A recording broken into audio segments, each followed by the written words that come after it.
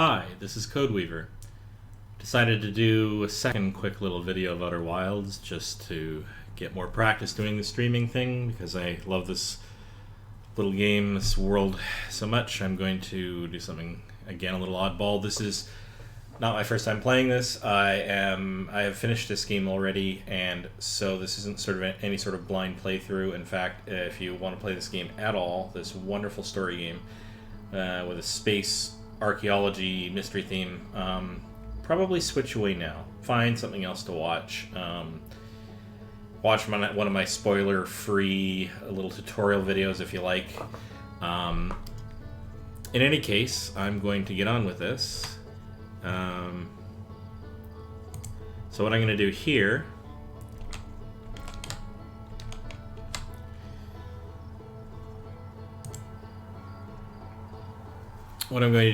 is I'm going to try to get the ship really, really close to the sun and fly above its surface as close as I can. This is likely to take me several attempts. And I'm also going to attempt to land on the sun station without it having a landing pad and with no flight assist available. Lots of people have done this. I'm doing it because I love the game and because I want to see if I can do this without too many restarts. I will fail this many times. Rest assured, this is not going to go smoothly, but that's alright. I'm totally okay with that, as long as you're okay with watching me do it. Again, like my last video involving the Black Hole Forge, where I got there the hard way, this is the hard way. You are not meant to do this. There is a relatively easy way to do that, and there's a relatively easy way to do this. This is not the easy way. This is the ridiculous way. The game does not expect this of anybody. You can play this game with a very limited amount of piloting skill. So what I'm going to do is I'm going to get myself aimed at the sun here. I kind of came at it at a bit of an odd approach compared to what I normally do when I do sun skims. But basically I want to pass by the surface of this closely. I want to look at the sun with it targeted, and I want to notice when my velocity starts going red, which means I'm going outward, and then I want to slow myself down because that's when I am at periapsis. That's when I'm at my closest approach to the sun.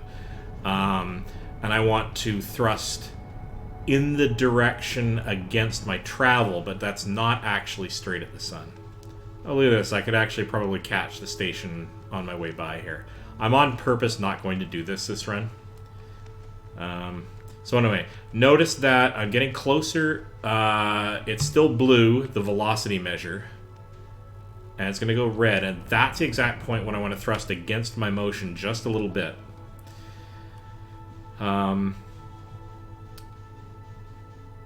See, and now I'm still approaching.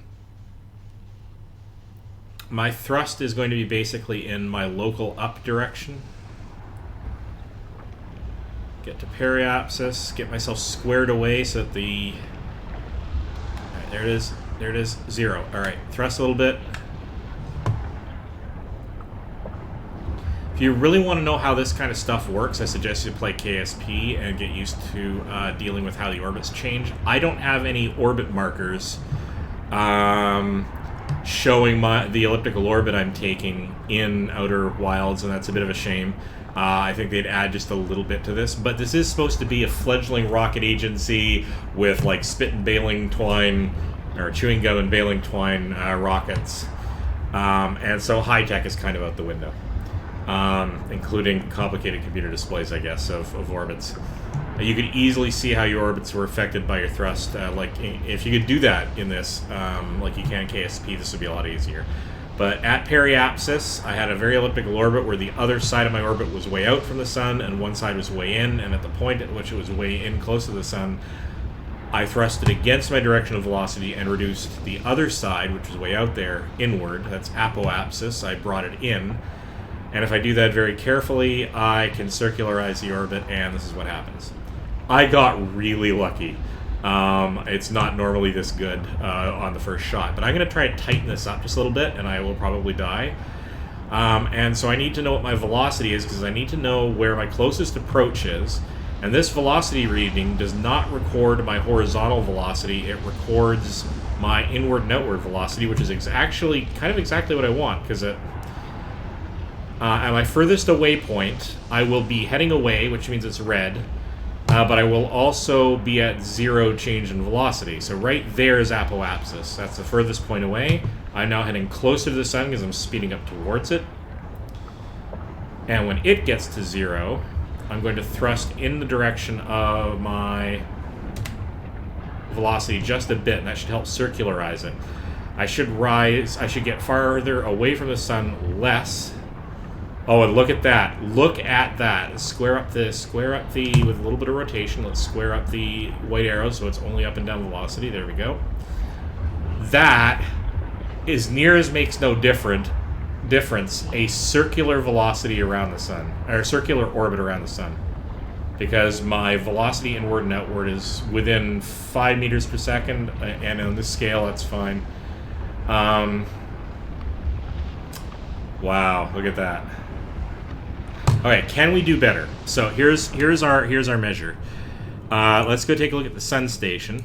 You can see the sun station is on sort of a particular circular path that's cutting across the graph of the shape of the gravity well here.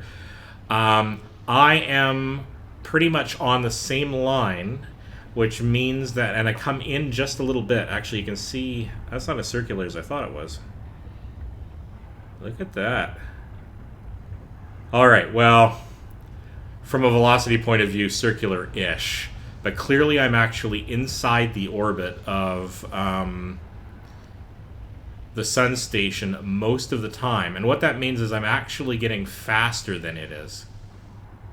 All right, so what I'm going to do is I'm coming up on periapsis again. I'm going to try to lower the other side of it just a hair. So let's point at this.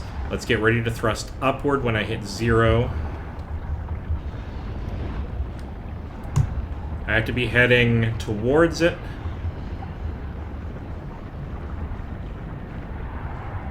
A little bit upward thrust. Let's see how that's affected my orbit. Ooh, I'm really close in now, on that side anyway.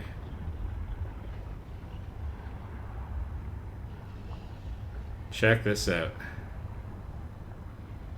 Again, really a lot easier to see when you've got, because you can see the sun station has its orbital path marked out, right? It would be great if I had mine, because then I could make micro adjustments and see how it's affected it. But I am now almost consistently inside, but not quite. All right, one more checkup. Let's see if we get this even tighter. I just slow myself down in the direction of my travel. When I get to 0, a little bit of thrust upward. I think I've done that right. Let's take a look.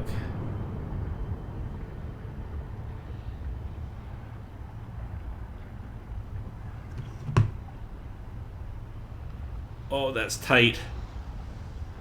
Okay, I think I'm inside. I may have accidentally made the nearer part of my orbit a little bit nearer than I'd anticipated, but I'm actually consistently inside the orbit of what the sun station is traveling at. And that means that because I have to, when you're closer in, you orbit faster, that means I'm catching up. And in fact, if I look in my direction of travel, look at what I found. There's the sun station. So here's my first opportunity in order to be able to try to actually land on this thing. Next time I won't spend as much time getting a perfect orbit. So now I can try to pretend that extremely locally I'm in flat space, and that's not the case because I have gravity, but in very short, small bursts I can pretend, so I can make micro fine adjustments to my rocket. And I'm going to get really close to the sun station here, and what I'm going to have to do is I have nowhere to land. I have to get out of this thing, and the easiest way for me to do that, because if I get out of my chair, I'm going to be slammed against my spacecraft's walls. Oh, come on. Let me go. I'm going to be slammed against my spacecraft's walls, and so I can't actually stand up and get out of this. So what I'm going to do is I'm going to get myself into this little nook here, because I've tried this a couple of different ways. This seems to be the most reliable, even though it's not really reliable way. and get myself roughly stable so that the craft or the station is sort of orbiting around this point while I'm tucked in here. And nope, a little bit closer, and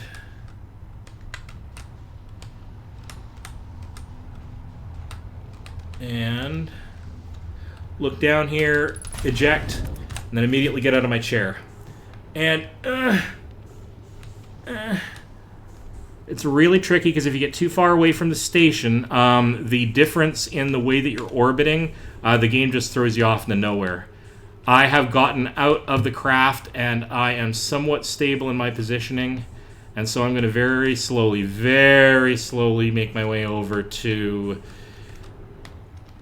the sun station, and we're on board. First time for orbits, first time for landing on the station. I've done this task many times, but I've never done it so fluidly, and I did it live on camera. Boy, I'm actually feeling a little bit cheeky. I think I've earned a little bit of smug. I have engaged smug mode. This, by the way, is just beautiful. But what's even more beautiful, and I'm going to do it quickly before I run out of time, is this. We have made it before the sun has expanded enough to actually cause us to die.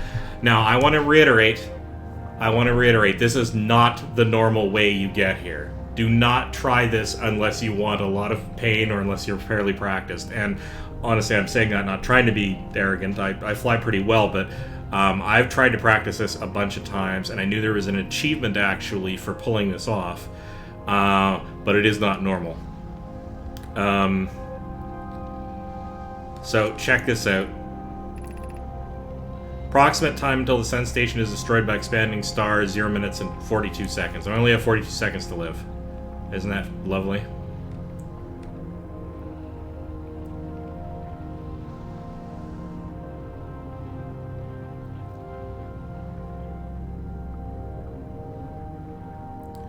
So I only have about 30 seconds left. Let's just go and double check this.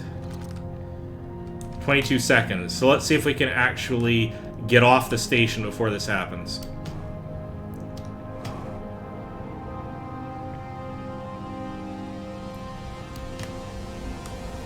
Out we go. And I'm going to accelerate in the direction of the station to give myself a little bit of extra distance on the sun, because that's the way orbital mechanics works. And there's the sinking of the sun into the station, and I have survived. Of course, my ship is long gone because I abandoned it. We're going to not try to follow the interloper. We are going to, in fact, use our fuel to get additional height. And because we were in the plane of the station's orbit and the planetary orbits, with some luck, we're actually going to come outward from this, and maybe we're high enough to actually get to one of the planets. We have a high enough apoapsis. If we continue going along this path, we're going to come full elliptical orbit back and get really, really close to the sun, which I don't really want to do. However, we are now approaching apoapsis, not periapsis. We're approaching the furthest point away from the sun. And so by accelerating in the direction of travel, I'm raising the apoapsis on the other side, and what that implies is I'm circularizing my orbit. Go play KSP. KSP is a lovely Lego-esque rocket building game with a career mode and a sciencey mode, and if you're into rocketry stuff, that's a great way to go. I can't see where my orbit is taking me exactly, so I'm going to try to use as little fuel as possible and see if I can actually... This is bonus, by the way. I didn't actually expect to... Oh, come on. Come on.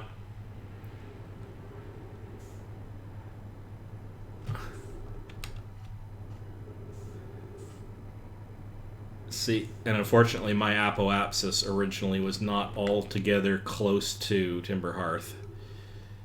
And so I started to come back down again too early, so I had to burn a lot of fuel trying to adjust. Let's see if I can actually get home. This is a little crazy. Sorry to slow down. Nope. Nope. I made it home, but I did not manage to land horizontally enough because you have a lot of motion out in space when you're approaching that quick, and momentum is science's way of telling you that you have screwed up your rocketry a little bit. All right. And that is, I think, as far as we go on this particular recording. Thank you so much for joining, and I will see you next time. Bye.